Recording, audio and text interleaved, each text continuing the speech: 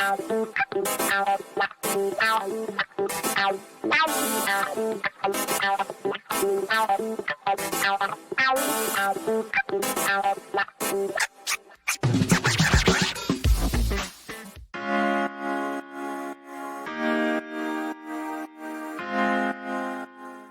I have ordered America to line up in orderly fashion and kiss your ass one at a time. Now, your thoughts on pretty much everything you've said and written in all of your books just being proven one by one to be true. Oh, my God. Yeah, as much as I would like to enjoy thinking that I'm going to get some credit someday, I just give up. I'll wait for my next book to validate everything that I said is true. And it's not a very hard game. A lot of people go, Malcolm, how are you so Nostradamus-y? Well, it's quite simple. It's quite simple, really. One, don't delve into conspiracy theory, and two, just listen to what they say. And we know with this memo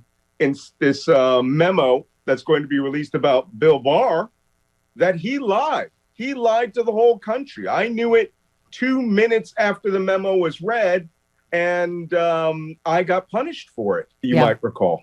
Yes. Being told that the Barr memo said that he was not, no conspiracy, no collusion, nothing. No obstruction. And there were people who said that critics should be pulled off of the air. The Trump administration themselves sent a letter demanding critics be pulled off of air. Years later, we're proven right again. Yeah. Well, for those people who don't know, just Malcolm, if you're just tuning in, the federal judge ordered the Justice Department to turn over an internal memo. Then Attorney General Barr cited as justification for clearing Trump of obstructing justice. Barr said at the time he had come to his decision in consultation with the Office of Legal Counsel, but did not publicize the OLC's memo. So that's what we're waiting for.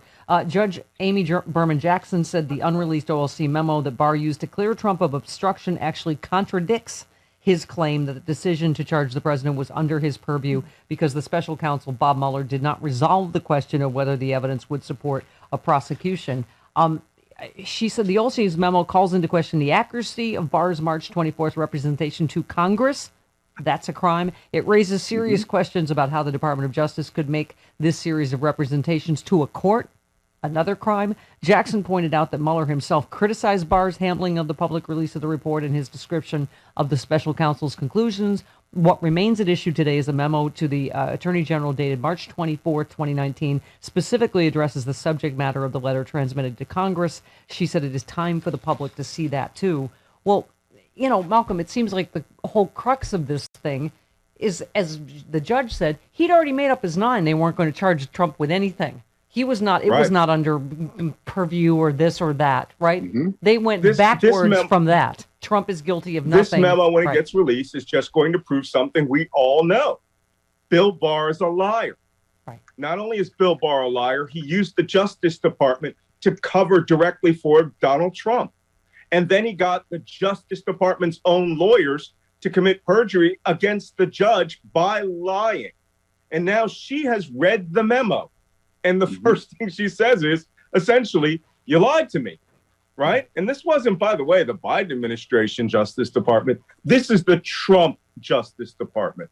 So, as we've been saying for years now, here is where Bill Barr should be stripped and disbarred, right? At a minimum. And should be brought to account for committing these crimes of lying, not just to the American people, but lying in defense of the president to this judge.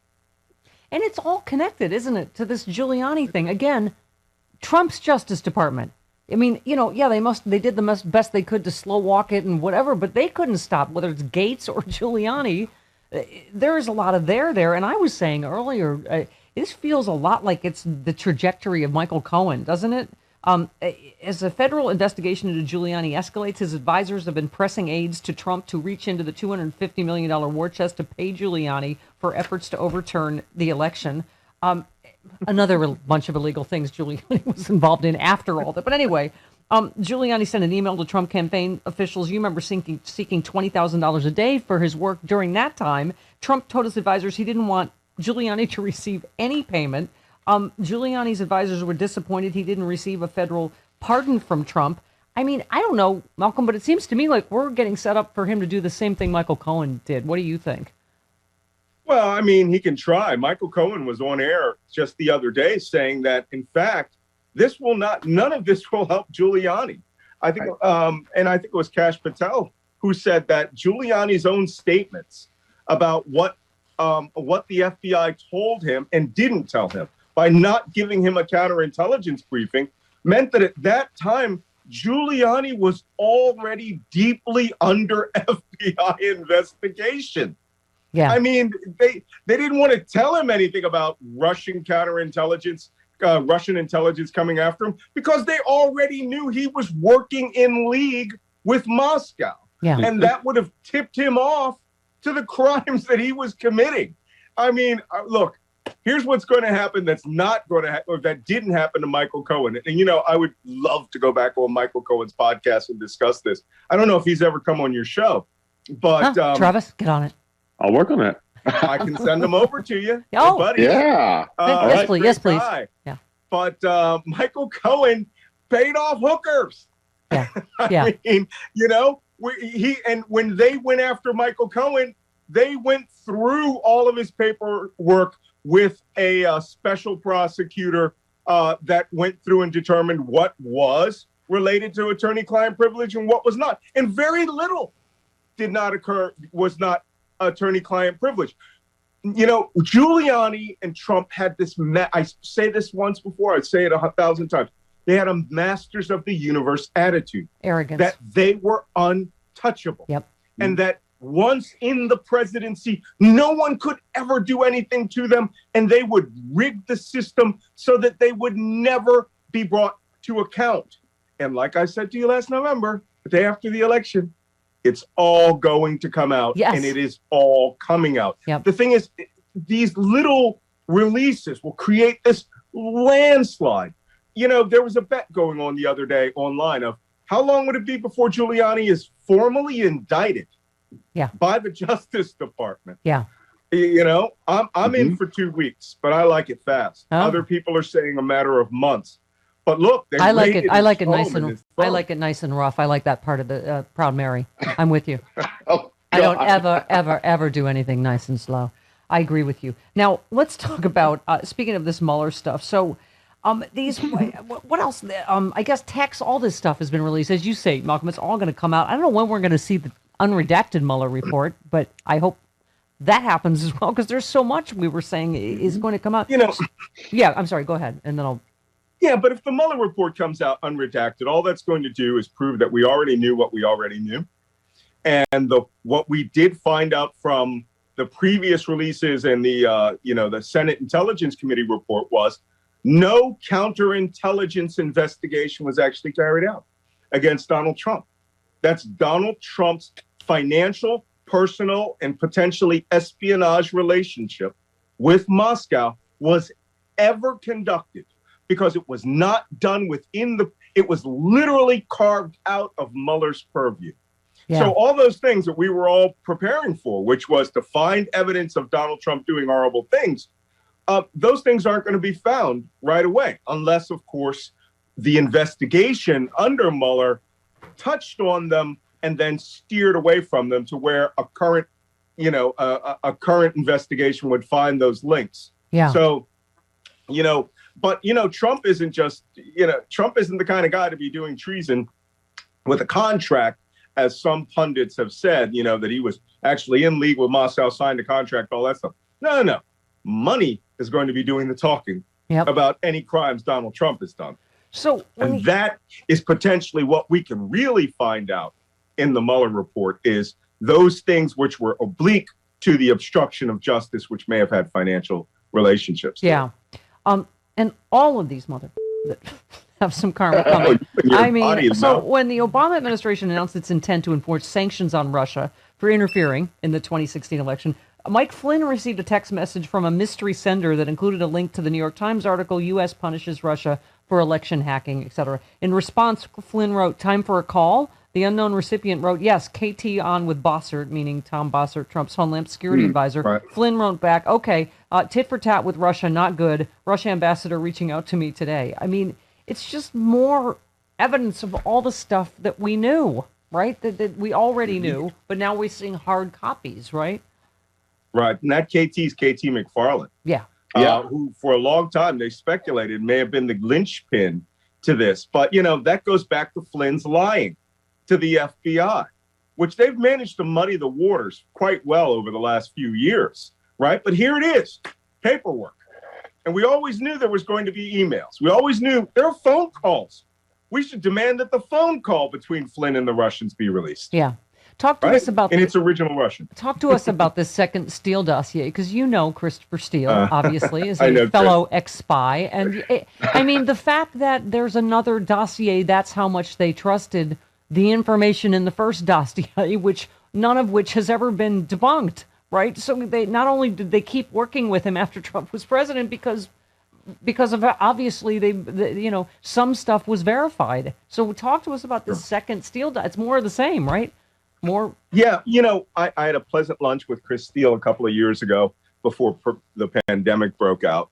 And, we had a long talk about his methodologies and strategies that only, a couple of ex-spies having a nice tea could discuss. And we had a raucously hilarious time. I mean, the man is very funny.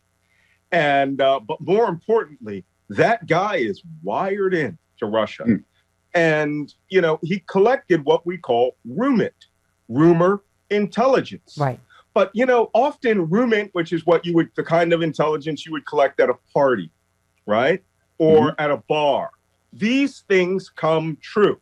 Case in point, the Australian diplomat who had a dinner with an American citizen, George Papadopoulos, and overheard this story about Trump working with the Russians, right?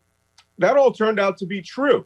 But if we had gotten that secondhand from the government of Australia, not firsthand, that would be the kind of rumor intelligence Christopher Steele was collecting. He had deep fingers, and there were a lot of people that appeared to want to talk about Trump, more than the crafted report that he gave to the FBI. And that would be all the secondary, tertiary, and quadrennial type of intelligence that he would get in rumor, which he could not cross-correlate and not cross-reference. The point is, we have the government agencies and resources that can cross-reference all of that information. And I suspect there will be law entities like the state of New York and the Southern District of New York that may take a second look at that information should it cross their transom. Yeah. Well, because apparently there's more sex tapes. As you always said, he should just admit to the P tape because there's a lot worse stuff in there. But okay. Cop to the hookers. He ran the Russia desk for MI6. Of course, he has verifiable information and sources. Oh my God. Anyway. All right, I saved this one for you. Right-wing extremists who fueled the January 6th insurrection may be regrouping and gathering strength despite the arrest of more than 450 suspects. Experts who monitor domestic extremism, that would be you, warned that extremist groups are fragmenting and growing angrier and losing their means of public communication, but they're reseeding themselves in a way that will likely sprout in new waves of violence. The less organized they are, the more dangerous they are, said one expert. The FBI can infiltrate organizations like the Oath Keepers or Proud Boys, but rogue members are harder to identify and monitor, the lone wolves that are nearly impossible to spot before they act. Another reason why there has got to be consequences, and soon, for January 6th, right? Absolutely. And, I literally, as we were coming on air, I was writing this section of the book, of my new book on right-wing extremism, about lone wolves and their, lone wolves, known wolves, and these young guys who most of the attacks in the Trump era were individuals. There was no organized activity. And these guys who were in militias give them some of the structure and framework and fun of going out and shooting guns and dressing in camouflage. But virtually every one of the attacks was a lone wolf attack. I don't even like using lone wolf, right? I like using lone incel or whatever, lone extremist attack.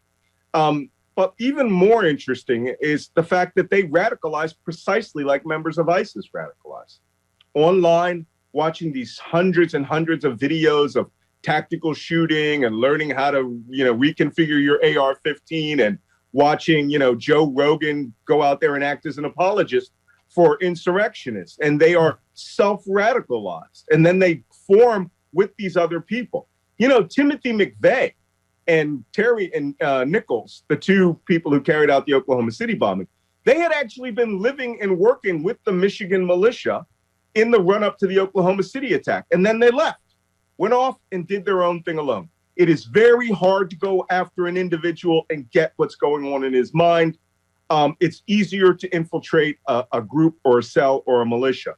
But right now, we've got to roll up everybody who took part in the Capitol attack so that we can show there are consequences. Yeah. The consequence they hate the most, Stephanie, is taking their guns forever. Yeah. When you're a convicted felon, you lose your right to own firearms forever. Yeah. It's the worst thing that can happen to them. Yeah. And I look forward to seeing it. Yeah, I would love that. Mm-hmm. It could be at the end of every trial. We just get in their face and go, now we're taking your guns. What do you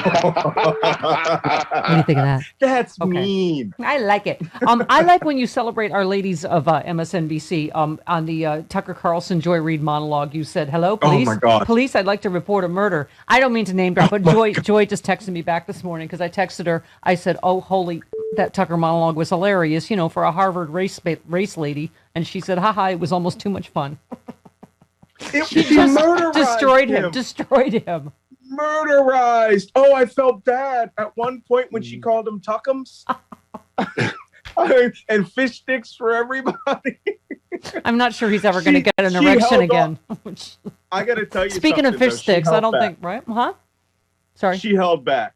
Yeah. She could have gone after him for his bow ties, but she didn't. But she made that was nice. She also made a great point that is quoted here, that Tucker Carlson is making America worse. People like you and your friends at the BS factory are keeping us steeped in COVID sickness and rage and paranoia. And it really, there's a part that is really not funny. Her monologue was hilarious, but she made some amazing points. And also you gave a shout out to Tiffany Cross, who was talking about Tim Scott and said, don't argue with people Harriet Tubman would have left behind. That was amazing. But more importantly, I'm sorry I got to diverge from that, all this Schadenfreude deliciousness. Tucker Carlson went full QAnon this week, too. He was talking about he will not recognize the government of Joe Biden. He'll call it the White House or the Kamala Harris. This is all their belief that Joe Biden is either dead or is a clone or is demented. They are no longer dog whistling to these people. They are bullhorning it. I feel like and it's I'm going all to for become the First Amendment. More and more dangerous. Yeah, I'm all for the First Amendment, Malcolm. Tucker in particular is very close to fire in a crowded theater, in my opinion, in terms of, just dangerous medical misinformation, incitement to violence, you name it. But anyway, Tuckums. I'm sorry, we call him Tuckums. Yeah. Hashtag Tuckums. Malcolm, oh my God. Great stuff. We need you on that wall, sir. Thanks for engaging in the Schadenfreude deliciousness. Right? Yes. Yes. All right. Bye bye.